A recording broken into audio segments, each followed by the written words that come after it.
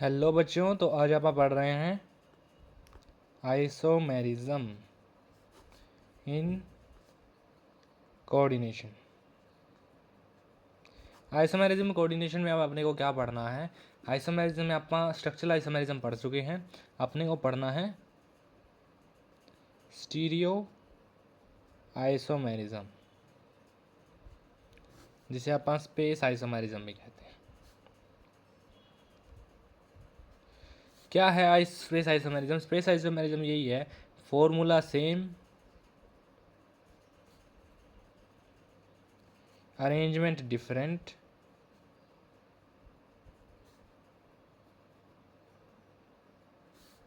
In space around central metal. यानी space में आप सेंट्रल मेटल के अराउंड, मान लो ये आपका सेंट्रल मेटल है, पहले आपकी अरेंजमेंट ये है और फिर आप इसको चेंज करके आप इसको घुमा देते हो, इसको यहाँ शिफ्ट कर दो, इसको यहाँ शिफ्ट कर दो, ऐसे चेंज करके आप इसकी स्पेस में अरेंजमेंट चेंज करते हो, उसको आप कहते हैं स्पेस आइसोमर या स्टीरियो आइसोमर। स्टीरियो आइसोमर अपने दो टाइप के होते हैं, जैसे स्ट्रक्चर में अपने 4 टाइप के पढ़े थे, इसमें होते हैं 2 टाइप के। पहला है जियो, दूसरा है ऑप्टिकल। ठीक है, जियो में आप पढ़ते हैं, जियो ऐसे होते हैं जो हेट्रोलिप्टिक कॉम्प्लेक्स शो करते हैं। हेट्रोलिप्टिक कॉम्प्लेक्स, हेट्रोलिप्टिक क्यों? हेट्रोलिप्टिक इसलिए क्योंकि इसमें आप पोजीशन सिसो ट्रांस पढ़ते हैं। ठीक है, तो सिसो ट्रांस तो इसी में पॉसिबल है जिसमें हेट्रोलिटिक हो, सेमी कंपाउंड है, आप क्या सिस क्या ट्रांस बनाओगे। ठीक है, ऑप्टिकल आप आगे पढ़ेंगे। अब है कि जियोमेट्रिक आइसोमेरिज्म कौन कौन शो कर सकता है? अगर किसी का कोऑर्डिनेशन नंबर, किसी कॉम्प्लेक्स का कोऑर्डिनेशन नंबर 1 2 3 है, ये जीआई नहीं बनाएंगे, जियोमेट्रिक आइसोमेरिज्म नहीं बना सकते। क्यों नहीं बना सकते, मैं भी बताता हूँ। अगर किसी का कोऑर्डिनेशन नंबर 4 है, उसकी हाइब्रिडाइजेशन जो आप आगे पढ़ेंगे बीबीटी में, अगर वो sp3 हाइब्रिडाइज है तो जीआई नहीं दिखाएगा। अगर dsp2 है तो वो जीआई शो करेगा। ठीक है, अब पहले बात करते हैं 1 2 3 वाले क्यों नहीं दिखाएंगे। मान लीजिए ये आपका कोई सेंट्रल मेटल है, Cl, ये Cl आ गया, एक ही कोऑर्डिनेशन नंबर है Cl का। आप इसमें क्या अरेंजमेंट चेंज कर दोगे कि इसका स्ट्रक्चर चेंज हो जाए, कोई अलग दिखे। मान लीजिए आपके पास ये आ गए, 2 Cl आ गए, आप क्या स्ट्रक्चर चेंज कर दोगे? आप इसका मान लो ये भी कर दो ClBr, तो भी आप इसका कोई स्ट्रक्चर चेंज नहीं कर सकते, आमने सामने ही रहेंगे, अपोजिट ही रहेंगे ये। चाहे आप इसको ऐसे कर दो, ऐसे कर दो, ऐसे कर दो, कैसे भी कर दो, स्ट्रक्चर तो इनका सेम ही रहा। 3 की बात करें, ClBr Cl, क्या अरेंजमेंट चेंज कर सकते हो आप? कुछ चेंज नहीं कर सकते। तो कोऑर्डिनेशन नंबर 3 1 2 3 जीआई शो नहीं करेगा। 4, जिसमें 4 भी वो जिसमें dsp2 हाइब्रिडाइजेशन हो ना, वो शो करेगा। इसमें आप पढ़ते हैं सिस ट्रांस। आप पढ़ते हैं सिसो ट्रांस होता क्या है। मान लीजिए आपके पास ये है Cl Br Br, ये देखिए दोनों Br एक साइड, दोनों Cl एक साइड, ये तो हो गया सिस, यानी दोनों चीज़ एक साइड, दोनों सेम सेम एक साइड। अगर मैं ऐसा कर दूँ तो अपोजिट आ गए ना, इनके बीच में एक और अलग अलग आइटम आए ना, ClBr है ना, लगातार Cl नहीं है, तो this is your cis, this is your trans. Opposite में हो वो ट्रांस, सेम साइड हो ये, वो ऐसे भी सेम साइड हो सकते हैं, ऐसे भी सेम साइड हो सकते हैं, उन्हें अपन सिस कहते हैं। अपोजिट वाले को अपन ट्रांस कहते हैं। तो इनमें अपने को है ना 2-3 टाइप के पढ़ने हैं, that is Ma2x2, MABx2, MABxy। अब ध्यान से देखो अपने, M तो हर एक में है, यानी ये तो है सेंट्रल मेटल। A2x2 का अपन एग्जांपल पढ़ा था, दो एक टाइप के, दो एक टाइप के। ABx2, एक दो ये अलग टाइप के और दो अलग टाइप के। ABxy चारों ही अलग टाइप की हों। इसका तो एग्जांपल आपने पढ़ लिया, दिस इज एग्जांपल ऑफ, ये इसका एग्जांपल है। ठीक है। इसमें आप ये सिस है स्ट्रक्चर, अगर ट्रांस बनाना है तो इसका आप ऐसे करते हैं, ये Cl यहाँ पर आ जाएगा, ये Br यहाँ पे चल जाएगा, तो इसका ट्रांस स्ट्रक्चर बन जाएगा। इसकी अगर आप बात करें तो इसमें अपने बनता है, फॉर एग्जांपल आपने ले लिया ये,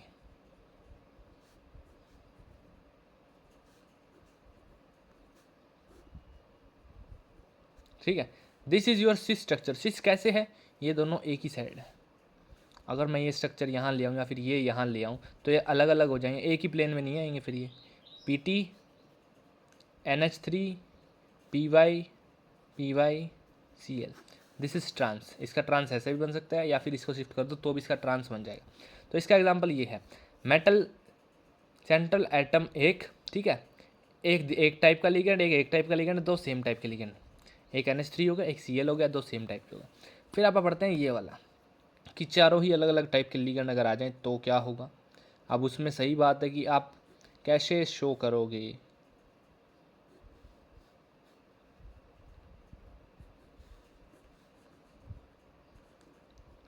अब इसमें आप कैसे क्या सिस बना लेंगे, क्या ही इसमें आप ट्रांस बना लेंगे।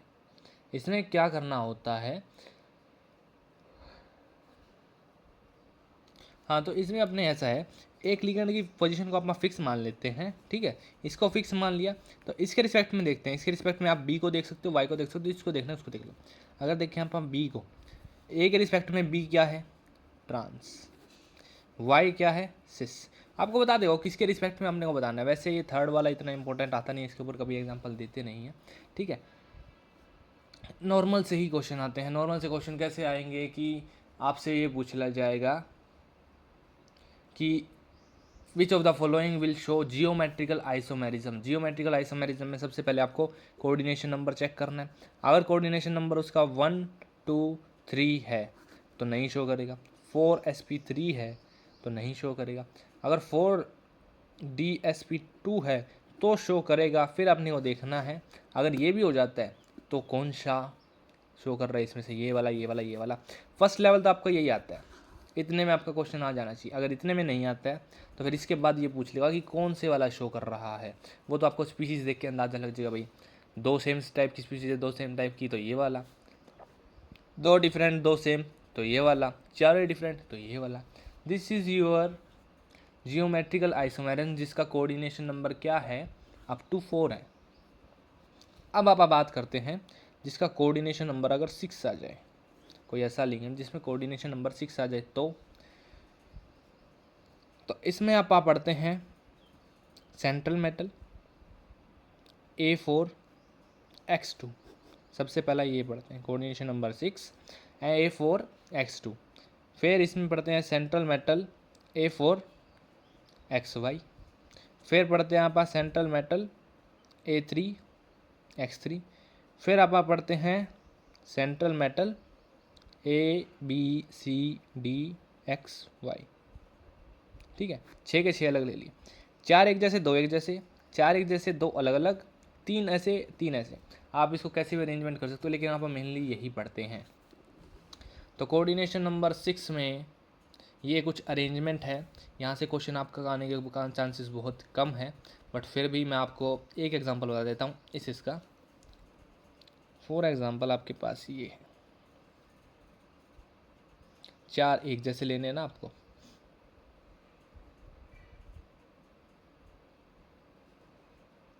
ये देखिए Cl Cl NH3 NH3 NH3 और NH3। ये अगर कोई अपने को कॉम्प्लेक्स दे रखा है, अब देखने हैं कि सिस है या ट्रांस। सिस कैसे देखेंगे, दो लगातार अगर एक जैसे आ जाएंगे तो वो सिस होगा। ये देखिए NH3 तो सारे लगातार हैं, लेकिन Cl देखते हैं आप, Cl दोनों लगातार, यानी ये सिस आ गया। अब इसको एक्सचेंज कर दो, इसको एक्सचेंज कर दो, Cl लगातार नहीं आना चाहिए अपना, तो Cl NH3 Cl NH3 NH3 और NH3। This is your cis structure and this is your trans structure. एक जैसे दिखने वाले लगातार नहीं आने चाहिए, अगर वो कम है तो कम वाले भी फोकस आप ज़्यादा करेंगे। तो ये अपने नॉर्मल एग्जांपल, आपको सिर्फ ये वाली फॉर्म याद रखनी है, कोऑर्डिनेशन नंबर जिसका 6 हो और अगर उसमें ये अरेंजमेंट है तो वो GI दिखाएगा, अगर ऐसी अरेंजमेंट नहीं है तो वो GI शो नहीं करेगा।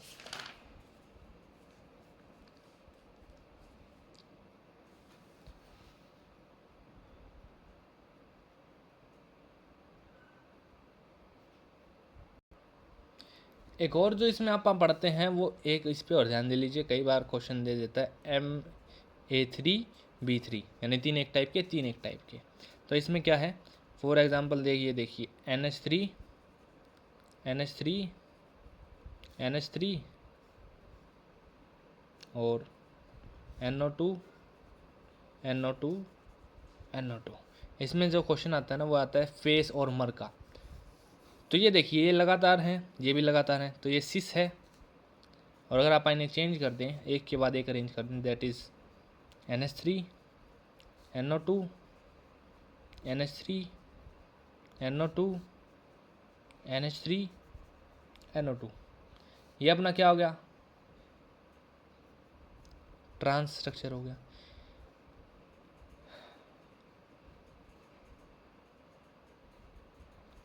तो सिस को ही आप फेस कहते हैं, ट्रांस को ही आप मर कहते हैं। कई बार पूछ लेता है ये कौन सा है, फेस आइसोमर है या ट्रांस आइसोमर है।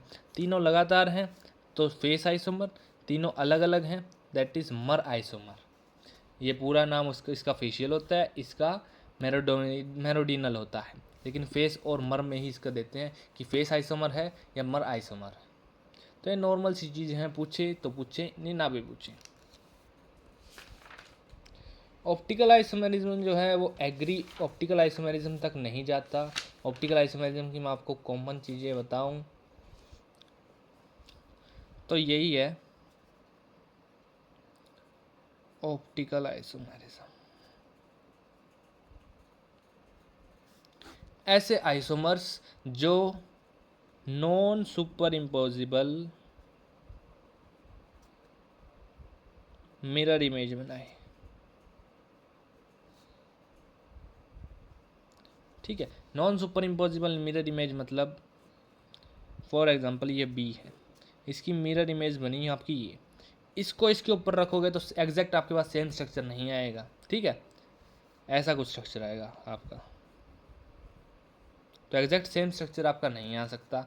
नॉन सुपर इम्पोजिबल यानी हूबहू उसके ऊपर नहीं रख सकते।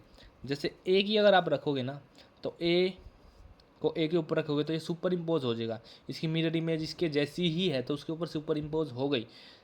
तो ऐसे आइसोमर जिनकी non superimposable mirror image बने और जो प्लेन पोलराइज लाइट को रोटेट कर दे।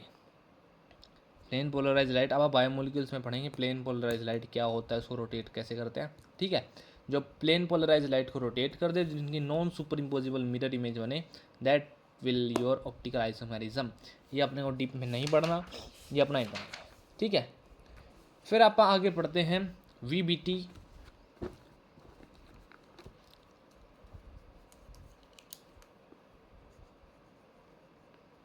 VBT ये मैं आपको पहले नोट्स से पढ़ाता हूँ कि नोट्स इसके बारे में क्या कह रहे हैं। तो देखिए बॉन्डिंग इन कोऑर्डिनेशन कंपाउंड। अब बॉन्डिंग होती कैसे कोऑर्डिनेशन कंपाउंड में, इसके ऊपर दो थ्योरी आती है अपने पास, VBT CFT। VBT क्या कहती है, in complex the central metal and ion make available a number of empty orbital equal to its coordination number for coordinate bond formation with ligand. ये क्या कह रहा है, जो आपका सेंट्रल मेटल है ना, फॉर एग्जाम्पल Fe, वो क्या प्रोवाइड करता है, एम्प्टी ऑर्बिटल प्रोवाइड करता है जिसमें इलेक्ट्रॉन आ सके। और वो एम्प्टी ऑर्बिटल किसके इक्वल होते हैं, कोऑर्डिनेशन नंबर के। कोऑर्डिनेशन नंबर क्या होता है, कितने पेयर ऑफ इलेक्ट्रॉन डोनेट करेगा, तो वही है, एक ऑर्बिटल में एक पेयर आता है। अगर आपका कोऑर्डिनेशन नंबर 3 है तो यानी उसको 3 ऑर्बिटल चाहिए, यानी 6 इलेक्ट्रॉन देगा, तो 1 2 3 4 5 6, दैट्स इट। तो कोऑर्डिनेट ऑर्बिटल उतने ही खाली होंगे जितना उसका कोऑर्डिनेशन नंबर है। दूसरा पॉइंट क्या कह रहा है, the metal atom and ion can use its inner orbital set or outer orbital set for hybridization to yield the equivalent orbitals under the influence of ligand। ये पॉइंट क्या कह रहा है, अब आप समझिए। फॉर एग्जाम्पल अपने को पता है d ऑर्बिटल में ना, d सब शेल में 5 ऑर्बिटल होते हैं, 1 2 3 4 5। किसी का मान लीजिए ऐसे भरा हुआ है, ठीक है, ये किसका है अपने, दिस इज योर आयरन का स्ट्रक्चर है। ये वाला ऐसा आ जाता है, ये 4s है, ये 3d आपका, ठीक है। मान लीजिए कोई ऐसा लिगेंड आ जाता है, ऐसा लिगेंड आया जिसके इन्फ्लुएंस से वो इतना स्ट्रोंग है कि वो इन सब को पेयर अप करा देगा। पेयर अप कराने के बाद ये कैसा कैसा दिखेगा, ये कुछ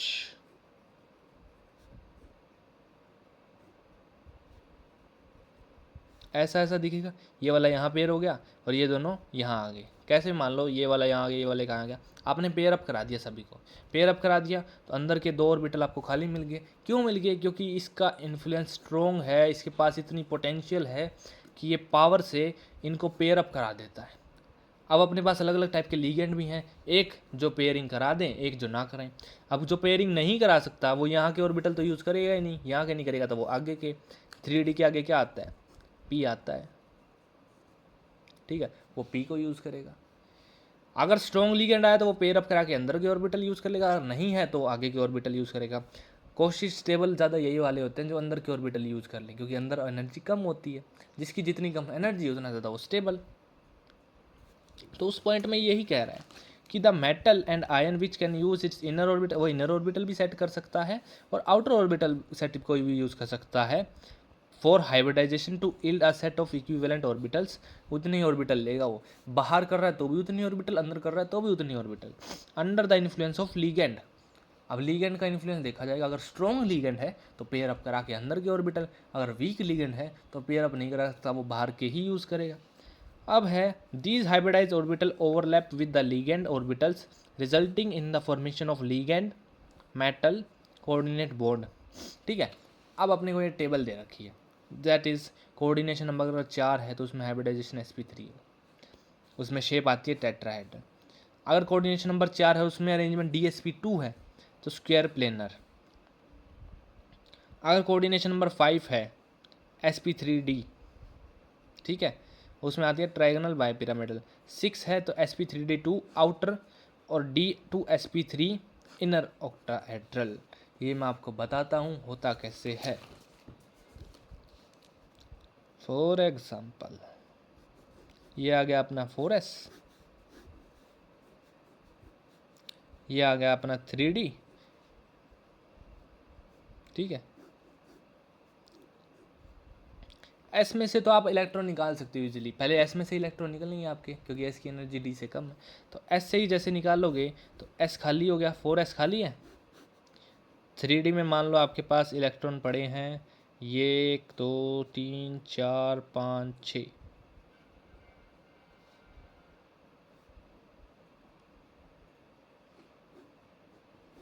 ये आपका 4p है। 4p में 3 ऑर्बिटल होते हैं, ये अपने को याद ही होना चाहिए। केमिकल कोऑर्डिनेशन, केमिकल बॉन्डिंग में आप पढ़ते हैं कि s का 1 ऑर्बिटल होता है, d के 5, p के 3। तो s तो आपका खाली हो गया, एनाइज कराओगे तो खाली होगा, 2 इलेक्ट्रॉन आपने बाहर निकाल दिए। ये इलेक्ट्रॉन मान लो इसमें पड़े हैं, कोई ऐसा लिगेंड आया जो स्ट्रोंग नहीं है, नॉर्मल है, तो वो क्या करेगा, पेयर अप तो करा नहीं सकता, डी तो भरा हुआ है, डी भरा हुआ है तो किस में डालेगा, सबसे पहले एस में डालेगा। एस में उसने डाले कितने, 1 पेयर एस में डाल दिया, ठीक है। उसका कोऑर्डिनेशन नंबर 4 है तो वो 4 पेयर डालेगा, 1 पेयर एस में, बचे हुए 3 पेयर पी में। तो इसकी हाइब्रिडाइजेशन क्या बनी अपनी, sp3। एस का 1 यूज़ हुआ है, एस में होता ही है क्या, तो 1 यूज़ होगा। पी के कितने यूज़ हुए हैं, 3, sp3 इसकी हाइब्रिडाइजेशन स्टेट है। अब आपको खुद को पता होना चाहिए कि dsp कब आएगा, dsp2 कब आएगा। dsp2 कब आएगा, मान लीजिए यहाँ कोई स्ट्रॉन्ग लिगेंड आता, स्ट्रॉन्ग लिगेंड आया, उसने पेयर अप करा दिया, तो ये यहाँ पेयर अप हो गया, ये इसको खाली मिला, तो वो यहाँ इलेक्ट्रॉन डोनेट कर देगा, यहाँ डोनेट कर देगा, यहाँ और यहाँ, 4 ही डोनेट करने हैं उसको, 1 2 3 4, ये वाला खाली रह जाएगा। एस कितना, 1 कितना यूज़ हुआ, 1 डी का यूज़ हुआ। नंबर के हिसाब से लिखते हैं, सबसे पहले छोटा नंबर डी का है ना, तो डी, फिर आपका एस, पी के कितने यूज़ हुए, 2, तो ये आ गया आपका dsp2। 4 कोऑर्डिनेशन नंबर में आपका sp3 भी आ सकता है, dsp2 भी आ सकता है, depending on the influence of ligand. आराम से फिर से समझिएगा, आप वीडियो को पीछे भी कर सकते हैं। अगर ये ऑर्बिटल है, आपने इसको आयनाइज करके इसको खाली कर दिया, खाली करते ही एस का तो खाली हो गया, डी को आप इतना खाली नहीं कर सकते। कोई लिगेंड आया जो स्ट्रॉन्ग नहीं है, वीक है, तो उसको तो 4s खाली मिला और आगे वाले खाली मिले, तो एक पेयर वो 4s में रख देगा, बाकी 3 पेयर वो पी में रख देगा, तो उसका बन गया sp3। अगर कोई स्ट्रॉन्ग लिगेंड आया जिसने इसको पेयर अप करा दिया तो एक ऑर्बिटल डी का खाली मिल गया, एक एस का, बचे हुए 2 पेयर वो पी में रख देगा, तो dsp2। ऐसे अगर आप 5 की बात करें तो देखिए इसमें sp3d, इसमें आपका 4s खाली मिलेगा आपको आयनाइज होने के बाद, ये वाला d भरा हुआ मिलेगा, 3d भरा हुआ है,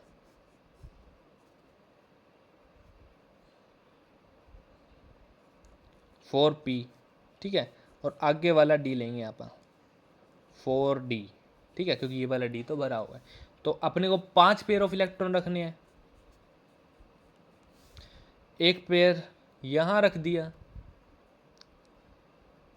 3 पेयर रहा यार यहाँ रख दिए, 3 और 1 4, एक डी का और लगेगा बाहर का, तो ये क्या बन गया, आगे खाली पड़े हैं ऑर्बिटल्स, कुछ है ही नहीं, इलेक्ट्रॉन ही नहीं है, तो आप यहीं भरोगे लास्ट में, तो क्या बन गया ये sp3d। मान लीजिए 6 करने हैं अपने को,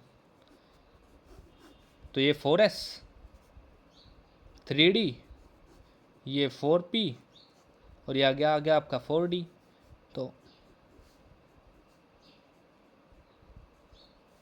आपने 4s यूज़ कर लिया, p के तीनों यूज़ कर लिए, 3 और 1 4, 2 और यूज़ करने हैं, तो d के 2 यूज़ कर लो, तो ये क्या बन गया sp3d2।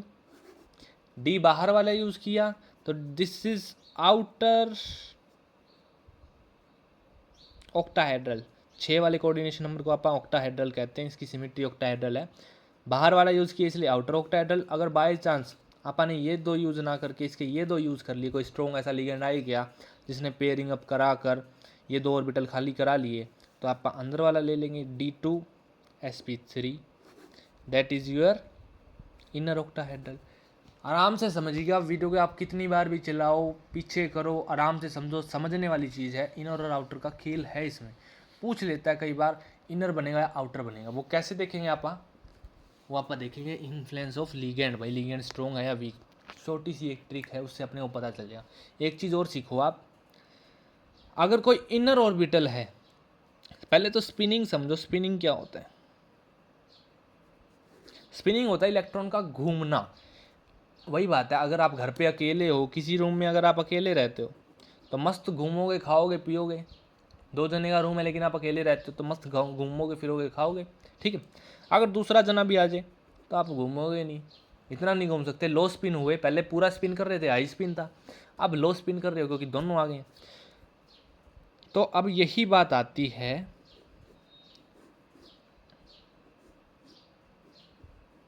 अपन डी ऑर्बिटल के रिस्पेक्ट में ही देखते हैं इसको, ठीक है, 3d ऑर्बिटल के रिस्पेक्ट में देखेंगे कि अगर मान लो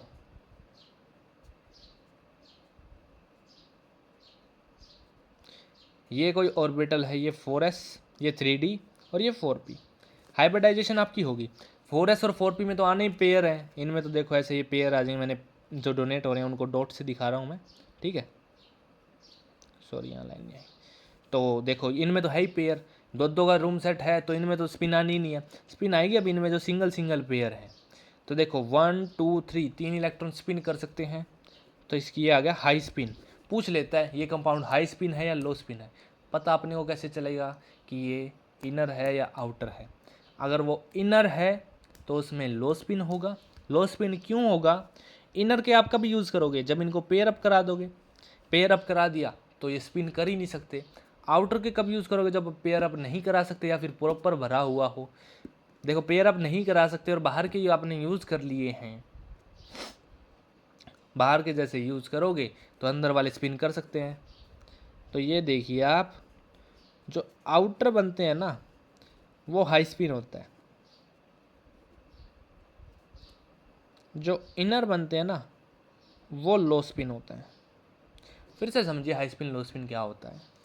कोई ऑर्बिटल है, अगर उसमें सिंगल इलेक्ट्रॉन है तो वो अपने आराम से घूम सकता है, अगर उसका रूम पेट आ जाए तो इतना नहीं घूम सकता, ठीक है।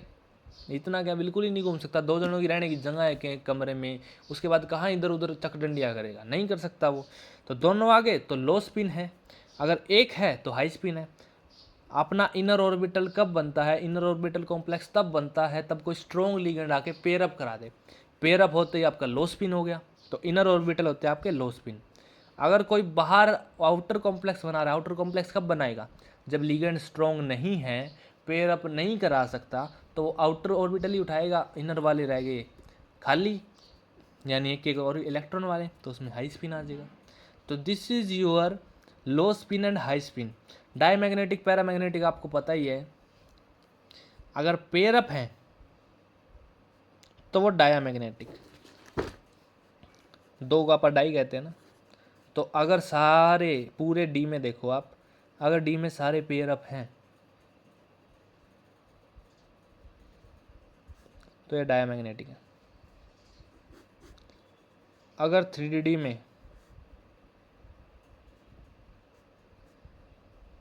एक भी सिंगल है तो वो पैरामैग्नेटिक हो जाएगा। अब आप ये कहोगे आप 3D में ही क्यों देखते हो, इनर आउटर भी 3D में ही देखा, आपने मैग्नेटिक मोमेंट भी 3D में देखा। अरे यार, आगे के तो आप जैसे आपने 4s 4p 4d ले रहे हो, इनमें तो आप पेयर डोनेट ही कर रहे हो। खाली ऑर्बिटल में थोड़ी ना आपको मैग्नेटिक मोमेंट मिलेगा। मैग्नेटिक मोमेंट वहाँ मिलेगा आपको जहाँ सिर्फ एक इलेक्ट्रॉन हो, या तो एक हो या पेयर हो। खाली में आप क्या लोगे हैं, तो आगे के सारे खाली पड़े हैं। तो इनमें 4s 4p और 4d में तो या तो पेयर मिलेगा, नहीं कुछ नहीं मिलेगा। ठीक है, तो इनमें तो पेयर ही आएगा। आप देखेंगे 3D को, अगर 3D में सारे पेयर अप है तो डायमैग्नेटिक, एक भी सिंगल है तो पैरामैग्नेटिक। मैग्नेटिक मोमेंट लिखाना मैंने आपको डीएफ में सिखाया था, जितने ज़्यादा नंबर ऑफ पेयर अनपेयर उतने ज़्यादा नंबर आएगा मैग्नेटिक मोमेंट का। मैग्नेटिक मोमेंट को रिप्रेजेंट करते हैं बीएम, बोहर मैग्नेटोन से। ठीक है, तो ये था अपना डायमैग्नेटिक पैरामैग्नेटिक।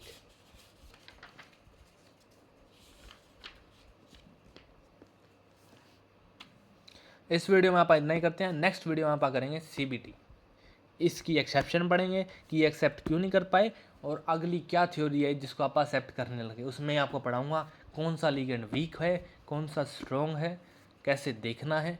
चट मंगनी पट ब्याह बहुत जल्दी आसान हो जाएगा। Okay, thank you.